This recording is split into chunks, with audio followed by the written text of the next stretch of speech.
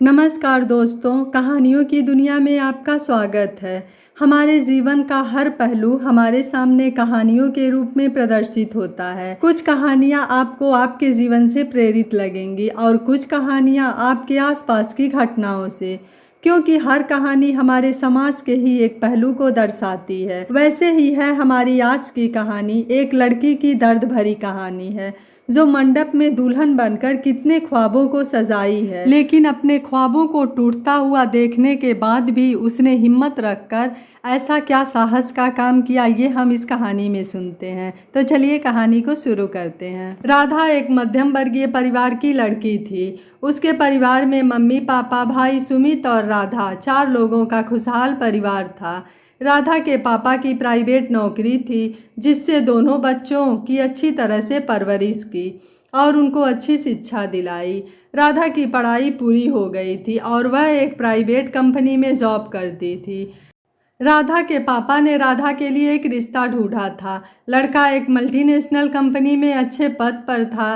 राधा की 1 महीने बाद शादी थी और भाई सुमित की पढ़ाई भी पूरी हो चुकी थी। सुमित भी नौकरी की तलाश में था। सुमित कहीं बाहर से आया और अपनी दीदी को देखते ही खुशी से बोला, दीदी आज मैं बहुत खुश हूँ, पता है क्यों? सुमित अपनी बहन राधा का हाथ पकड़कर पूरे घर में नचाते हुए बोला, क्यों, क्या बात है? किसी लड़की ने प्रपोज कर दिया या मूवी में हीरो का रोल मिला? राधा ने छेड़ते हुए पूछा, बुद्धू, मुझे मेरी पसंद की मल्टीनेशनल कंपनी में जॉब ऑफर हुई है दीदिया। अब तो तेरी शादी में दिल खोल कर खर्च करूँगा मैं। सुमित ने पागलों की तरह झूमते हुए खबर सुनाई तो घर में सबकी खुशी का ठिकाना न रहा। पापा मम्मी को तो मानो सारे जहाँ की खुशियाँ एक साथ नसीब हो गई थी। बेटी की अगले महीने शादी और बेटे की नौकरी। माँ बाप को इससे ज़्यादा भला क्या चाहिए। अब तो घर में खुशियों का उत्सव दुगुना हो रहा था। पहले जहाँ 1 रुपया खर्च हो रहा था, अब वहाँ 2 रुपये खर्च किए जाने लगे। शादी में दिए जाने वाले सामानों की लिस्ट और ब्रांड में भी इजाफा हो गया। सुमित ने साफ साफ बोल दिया कि पापा आप मेरी चिंता मत करना, दीदी की शादी खूब धूमधाम से होनी चाहिए, बस लड़के वालों की उम्मीद से ज़्यादा बड़ा होना चाहिए सब कुछ। ससुराल में दीदी भी खुश रहेगी, इसलिए मैं नहीं चाहता कि मेरी इकलौती बहन की शादी में कोई भी कसर रहे। राधा भी अपने आने वाली रुमानी जिंदगी के ख्यालों में जिए जा रही थी। कभी लोगों से नजरें चुराकर अपने होने वाले पति से बात करती, कभी अपने लहंगे और गहनों की मैचिंग में उलझ जाती। आखिरकार वो शुभ घड़ी भी आ गई जब राधा दुल्हन बनी। अपने कमरे में बैठी बारात का बेसब्री से इंतजार कर रही थी। बार बार घड़ी को देखती, फिर बाहर कान लगाकर बैंड बाजे की आवाज़ सुनने की कोशिश करती। तभी बच्चे शोर मचाते हुए कमरे में आए। बारात आई, बारात आई, दूल्हा भी आया। कुछ ही देर में बारात दरवाजे पर थी। राधा जैसे तैसे अपने धड़कनों पर काबू किए हुए थी। बस अब दूल्हे से मिलने में चंद पल और बचे थे। मगर ये क्या, अचानक बाहर का शोर बंद कैसे हो गया? बैंड बाजे भी बंद, क्या हुआ? मन में अनहोनी की आशंका लिए राधा ने बाहर झांका तो वहां सब चुपचाप बैठे हुए थे। न पापा दिख रहे थे और ना ही सुमित। सब अनजाने भय में डूबे थे, मगर किसी को कुछ खबर न थी। दूल्हे का भी कुछ पता नहीं था। राधा पापा मम्मी को ढूंढने के लिए बदहवास सी भागी। भाई साहब, हमने पहले ही बिटिया की शादी में अपनी हैसियत से ज़्यादा खर्च करके अपनी जीवन भर की कमाई लगा दी है। हमारी एक ही बेटी है, भला हम कंजूसी क्यों करेंगे? आपने जो मांगा हमने दिया, जो नहीं मांगा वो भी दिया। अब आप ऐन वक्त पर BMW कार मांग रहे हैं, ये हमारे लिए संभव नहीं है, वरना हम बेटी की खुशी के लिए वो भी दे देते। आपसे विनती है, ऐसे शादी तो मत रुकवाइए बीच में, मेरी बेटी की जिंदगी का सवाल है। राधा के पापा हाथ जोड़कर लड़के के पापा के सामने गिड़गिड़ा रहे थे। अरे भाई साहब, मुझे तो कोई समस्या नहीं है, लेकिन क्या करें, हमारे रिश्तेदार बातें बना रहे हैं कि क्या एक कार भी नहीं मिलेगी दूल्हे को। बड़े कंजूस लोग हैं। अब आपकी इज्जत हमारी इज्जत, ऐसे कैसे कोई हमारे समधी जी की बेइज्जती कर सकता है? इसलिए कह रहे हैं आपसे, थोड़ा बड़ा दिल रखिए और सबका मुंह बंद करवा दीजिए। लड़के के पापा कुटिल मुस्कान बिखेरते हुए बोले, अंकल जी 6 महीने का समय दीजिए हमें, हम कोशिश करेंगे। सुमित ने हाथ जोड़कर कहा, कैसी बातें करते हो बेटे, हमारे समधी जी के पास किस बात की कमी है? पहले की बात और थी, अब तो तुम भी खूब कमाते हो। शादी तो तभी होगी जब हमारी मांग पूरी होगी, दूल्हे के पापा धमकी भरे अंदाज में बोले। राधा के पिताजी अपनी पगड़ी उतारकर धम्म से ज़मीन पर बैठ गए। एक रास्ता और है आपके पास, आप अपनी गाड़ी अपने पास रखिए, उसके बदले हमें 25 लाख रुपए दे दीजिए, तभी ये शादी हो सकती है, लड़के के पापा अपना फैसला सुनाते हुए बोले।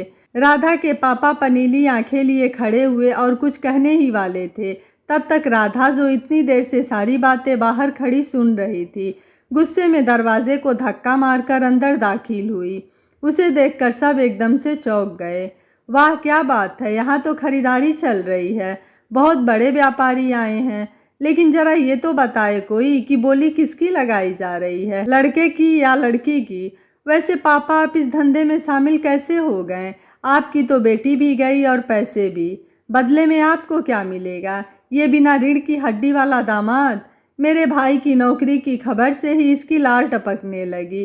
राधा लड़के को जलील करते हुए बोली, जुबान संभाल कर बोलो, तुम ये मत भूलो कि तुम लड़की हो, शादी करनी है तो दहेज तो देना पड़ेगा, समझी? लड़का धमकी देते हुए बोला। तो कौन सा एहसान कर रहे हो हम पर? तुमसे ज़्यादा कमाती हूँ, तुमसे ज़्यादा सुंदर हूँ, शादी करके तुम्हारा ही वंश आगे बढ़ाऊंगी। फिर किस बात का घमंड करते हो? सिर्फ इस बात का कि तुम एक लड़के हो और मैं एक लड़की हूँ। दहेज तो उल्टा मुझे मांगना चाहिए तुम लोगों से। वैसे तुम्हारी कीमत सिर्फ एक कार जितनी ही है, जो कुछ दिन सड़क पर चलकर किसी कबाड़खाने में सड़ रही होती है। माफ़ करना, ऐसी सस्ती चीज़ों का हमें शौक नहीं, और तुम मुझे खरीद सको इतनी तुम्हारी औकात नहीं, इसलिए ये सौदा तो होने से रहा।